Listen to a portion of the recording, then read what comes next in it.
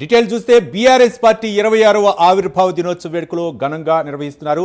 తెలంగాణ భవన్లో BRS working president KTR party జెండాను ఎగురవేశారు.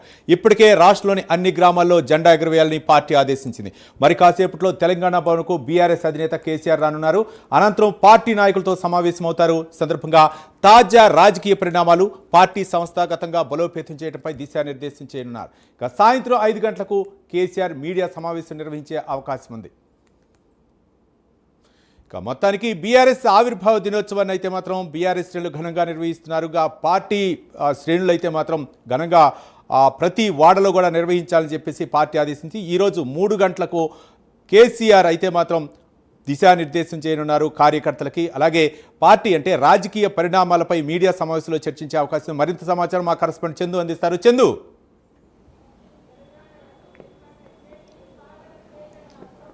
రవి, ఈరోజు బీఆర్ఎస్ పార్టీ ఆవిర్భావ దినోత్సవం సందర్భంగా ఇప్పటికే రాష్ట్ర వ్యాప్తంగా బీఆర్ఎస్ శ్రేణులంతా కూడా ఆవిర్భావ దినోత్సవం ఘనంగా నిర్వహిస్తున్నారు. పార్టీ జెండాలు గ్రామాన మండలాల్లో జిల్లా హెడ్ క్వార్టర్స్లో కూడా ఎగురవేశారు. తెలంగాణ భవన్లో 11 గంటలకే కేటీఆర్ పార్టీ జెండాను ఆవిష్కరించి ఆయన మాట్లాడి కూడా మళ్ళీ నందినగర్ నివాసానికి వెళ్లారు. ముఖ్యంగా మధ్యాహ్నం 2 గంటల తర్వాత కేసీఆర్ తెలంగాణ భవన్కు వస్తారు.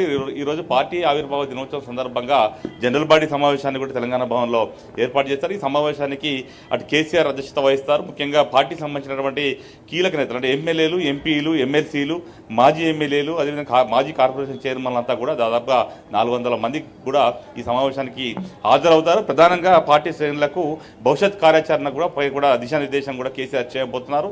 ఎందుకంటే ఇప్పటికే 25 వసంతాలు పూర్తి చేసుకుని గత సంవత్సరం ఎలకతుర్తి వేదికగా భారీ బహిరంగ సభ కూడా బీఆర్ఎస్ పార్టీ ఏర్పాటు చేసి పెద్ద ఎత్తున నిర్వహించింది. ఆ తర్వాత ఇప్పుడు రజతోత్సవ సభ ముగింపు అంటే ఇప్పుడు 26 సంవత్సరాలకు అడుగు పెడుతుంది. కాబట్టి ఖచ్చితంగా భవిష్యత్తులో పార్టీ ఏ రకంగా ముందుకెళ్లాలి, ఏ రకంగా ప్రజా పోరాటాలు నిర్మించాలి ఈ అంశం పైన ప్రధానంగా కేసీఆర్ పార్టీ నేతలకు దిశానిర్దేశం చేస్తారు. ముఖ్యంగా పార్టీ సంబంధించినటువంటి సభ్యత నమోదు కార్యక్రమాన్ని పెద్ద ఎత్తున నిర్వహించాలని కూడా ఇప్పటి నుంచి ఏర్పాటు చేసుకోవాలని కూడా నేతలకు చెప్తారు. అదేవిధంగా ఇప్పటికే పార్టీకి సంబంధించి కమిటీలు కూడా లేవు కాబట్టి కొత్త కమిటీలు సభ్యత నమోదు తర్వాత పార్టీ కమిటీలన్నీ కూడా ఫుల్ ఫ్లెడ్జ్గా వేసుకొని ఖచ్చితంగా ప్రజాక్షేత్రంలోకి వెళ్లాలనేటువంటి అంశాన్ని కూడా పార్టీ నేతలకు కేసీఆర్ దిశానిర్దేశం చేస్తారు. ఎందుకంటే ఇప్పటికే బీఆర్ఎస్ పార్టీ అటు అసెంబ్లీ ఎన్నికల్లో, పార్లమెంట్ ఎన్నికల్లో, తర్వాత వచ్చినట్టు మున్సిపల్ ఎన్నికల్లో, వరుస ఎన్నికల్లో, ఉప ఎన్నికల్లో కూడా అంటే వరుసగా ఎన్నికల్లో ఓటమి పాలవుతూ వస్తున్నటువంటి క్రమంలో ఖచ్చితంగా ఇప్పటి నుంచి మళ్ళీ పుంజుకోవాలి, ఖచ్చితంగా వచ్చే ఎన్నికల్లో మళ్ళీ అధికారం కైవసం చేసుకోవాలని తలపుతో కూడా బీఆర్ఎస్ పార్టీ ఉంది.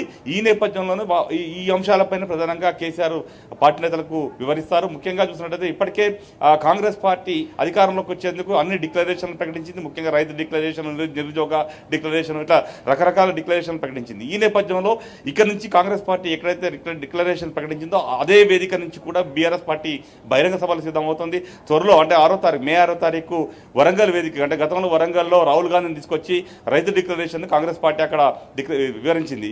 ఈ నేపథ్యంలో అక్కడే మళ్ళీ బీఆర్ఎస్ పార్టీ సభ పెట్టి ఖచ్చితంగా రైతు రుణమాఫీ కానీ, రైతు బంధు కానీ సరిగ్గా ఇంప్లిమెంట్ చేయడం అంశాన్ని ప్రజల్లోకి బలంగా తీసుకెళ్లాలని కూడా బీఆర్ఎస్ పార్టీ భావిస్తుంది. దీనికి సంబంధించిన డేట్స్ కూడా ఈరోజు తెలంగాణ భవన్లో కేసీఆర్ చెప్పేటువంటి అవకాశం కనిపిస్తుంది. వరుసగా బహిరంగ సభలు నిర్వహించాలని కూడా భావిస్తూ ఉంది. మరోవైపు గతంలోనే కృష్ణానది జలాల అంశంపైన కూడా బహిరంగ సభలు పెట్టాలని కూడా కేసీఆర్ భావించారు. కానీ అప్పుడు తర్వాత మధ్యలో మున్సిపల్ ఎలక్షన్లు వచ్చాయి కాబట్టి అది పక్కన పడింది. కాబట్టి ఇప్పుడు ఖచ్చితంగా ఈ నదీ జలాల వ్యవహారంపై కూడా పెద్ద ఎత్తున ఆందోళన చేయాలని కూడా బీఆర్ఎస్ పార్టీ భావిస్తున్న క్రమంలో వీటిపైన కూడా కేసీఆర్ మాట్లాడేటువంటి అవకాశం కనిపిస్తోంది.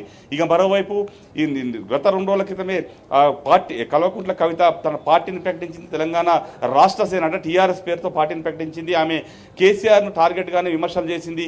ఈ నేపథ్యంలో ఇప్పటికే బీఆర్ఎస్ పార్టీ నేతలు ఒకరిద్దరు తప్పితే పెద్ద స్థాయి నేతలు ఎవరు కూడా పెద్దగా స్పందించలేదు. ఈ నేపథ్యంలో ఈ రోజు సమావేశంలో కవిత చేసినటువంటి వ్యాఖ్యలపై కేసీఆర్ స్పందిస్తారా లేదా అనే ఒక చర్చ అయితే ప్రస్తుతం కొనసాగుతుంది.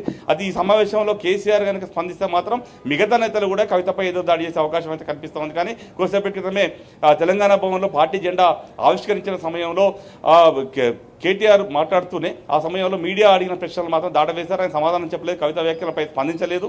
ఆయన వెంటనే అక్కడి నుంచి వెళ్ళిపోయిన పరిస్థితి కనిపించింది. అంటే ఇప్పటి నుంచి మరి ఒకవేళ కేసీఆర్ మాట్లాడితే మిగతా నేతలు స్పందిస్తారు, కానీ కేసీఆర్ మాట్లాడకపోతే మాత్రం ఎవరు స్పందించేటువంటి పరిస్థితి కనిపించడం లేదు. మొత్తంగా చూసినట్టయితే మధ్యాహ్నం 3 గంటలకు ఇక్కడ సమావేశం తెలంగాణ భవన్లో కేసీఆర్ అధ్యక్షతన ప్రారంభమవుతుంది. ఈ సమావేశంలో మొత్తంగా కేసీఆర్ అయితే అన్ని అంశాలపై పార్టీ నేతలకు దిశానిర్దేశం చేస్తారు.